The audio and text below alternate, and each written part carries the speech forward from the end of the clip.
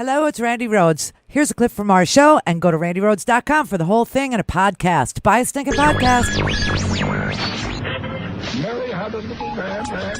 The fall. We believe that all men are created equal. To the magnificent mosaic that is America. From radio beacon to radio beacon. I have a dream today. Change has come to America. Believe me. Knock, knock.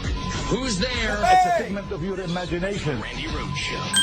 Turn up your mind. David Jolly, he was a Republican. He left because he didn't want to deal with all this, lying and thieving and chaotic mess that Donald Trump is. And he was on Nicole Wallace's show, and she asked him, what is the deal with the Republicans when it comes to impeachment? And he explained they're a bunch of lily-livered cowards. They're being intimidated by this man. These are the moments where my anger is somewhat palpable because you've just got to be honest. These are, in today's Republican Party, spineless politicians rotten to the core. Oh. Without virtue, without any level of human integrity. Wow.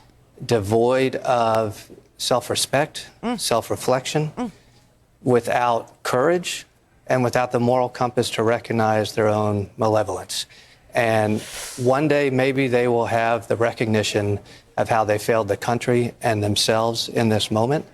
But that would be giving them credit that somewhere down deep, they have the goodness to recognize how to reconcile their own failings with what is right and just in American politics, and frankly, what is right and wrong in the eyes of adults and children alike.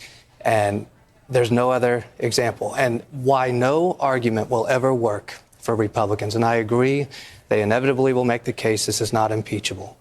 The problem is it requires every single Republican to align with Donald Trump and say that only Donald Trump speaks the truth. Wow. That Lieutenant Colonel Vindman, a man of honor and Purple Heart recipient, does not speak the truth. Ambassador McKinley, somebody who's referred to as the Dean of the Foreign Service Corps, does not speak the truth. Ambassador Yovanovitch, somebody who dedicated her life to promoting freedom and U.S. ideals on the world stage, does not speak the truth.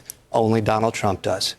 And there is no greater example of selling your soul to a charlatan than what Republicans are doing right now in the House and the Senate. And their legacies are on the line just as much as Donald Trump's. We know the character of Donald Trump. We know the failings of Donald Trump. What we're watching play out in this impeachment proceedings is the failings of a Republican Party and every single member that goes along with this.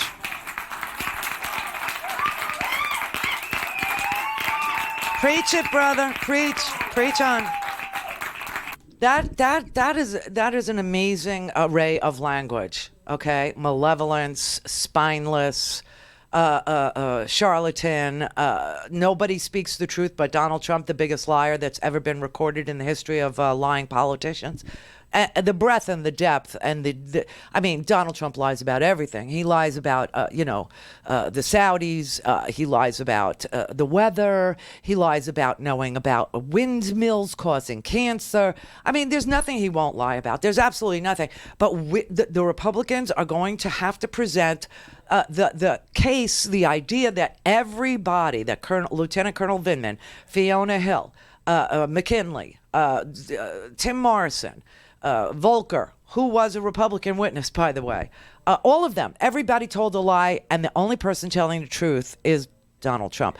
That is bizarre, and there ought to be the Oscar nominations came out. There's big contretemps. Oh, no women this year. Oh, no actors of any, let's just, the walk of shame, maybe they'll get so incensed in Hollywood about the lack of women and the lack of people of color, that they'll do a walk of shame. We need a politician's walk of shame, okay? Mitch McConnell, Lindsey Graham, Donald Trump, even Matt Gaetz, who's finding out that even the Trumpiest of the Trumpanzees isn't ever going to be loyal enough for Donald Trump. We need a walk of shame. This is unbelievable. Let him drag that around just along with the impeachment, like the chains, attached to Bob Marley in A Christmas Carol. The chains of shame. So disgusting, like the toilet paper on his shoe when he was, ascending to Air Force One. That, boy, oh boy, we are in such deep trouble with this man. I can't even tell you. Our alliances are they're gone. When you lose the special relationship with Britain, when you lose Angela Merkel, when you lose the Australians, there is nobody left to come to our aid or to chip in or to bear the burdens. It's unbelievable what he's doing. Aaron in New Mexico. Hi, Randy. Hi, Aaron. It's me again. Hello. Hey, you know what? I love your truth and your passion. It is epic. I love it. I mean, you're the only show that I ever call.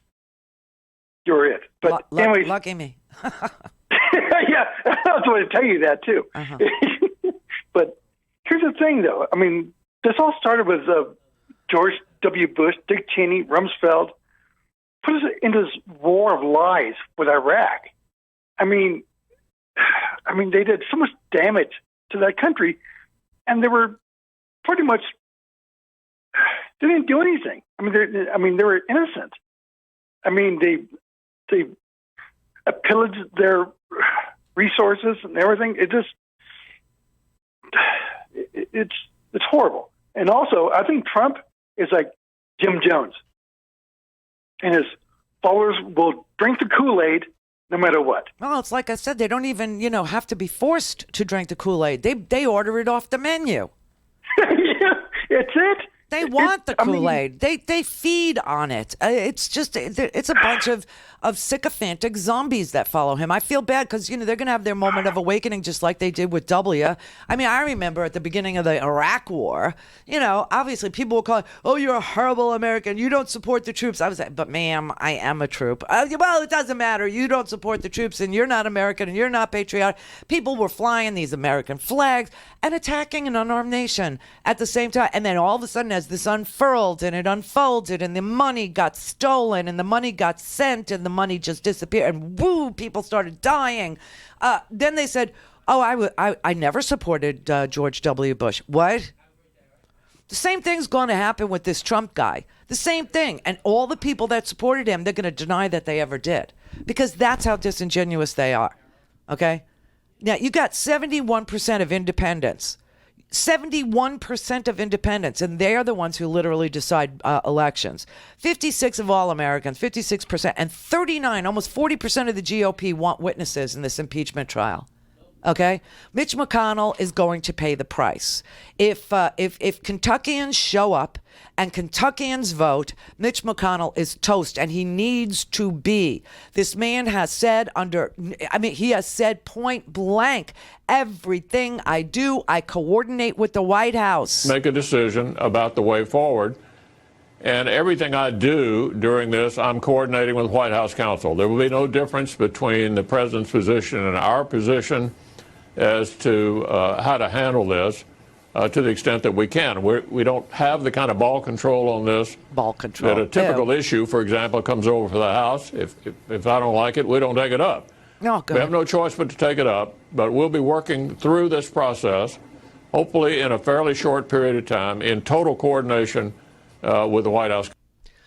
This is sick. This is not American. This is not justice. They'll take an oath to do impartial justice, and they've already told you 8 ways to Sunday, they're not going to do justice, let alone impartial justice. They're not going to do anything at all to hold this president accountable for his obstruction.